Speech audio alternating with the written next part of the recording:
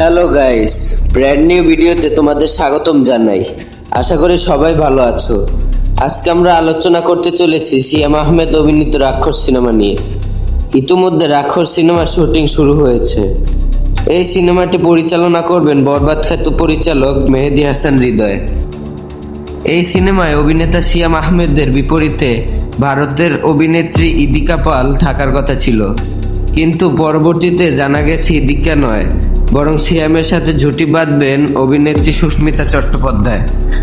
মেহেদী হাসান হৃদয় পরিচালিত এই সিনেমাটি নিয়ে সিয়াম বেশ আশাবাদী এবং এই সিনেমাটি সিয়ামের নতুন একটি চমক নিয়ে আসছে। রাক্ষস সিনেমাটি আগামী ঈদুল ফিতরে অথবা ঈদুল আজহায় মুক্তি পাবে। সো গাইস, আজকের আলোচনা এ পর্যন্তই। তোমাদের সাথে আবার দেখা করব নতুন কোনো ভিডিও নিয়ে। ভিডিওটি ভালো লেগে থাকলে ভিডিওতে একটি লাইক দিয়ে চ্যানেলটি সাবস্ক্রাইব করবে।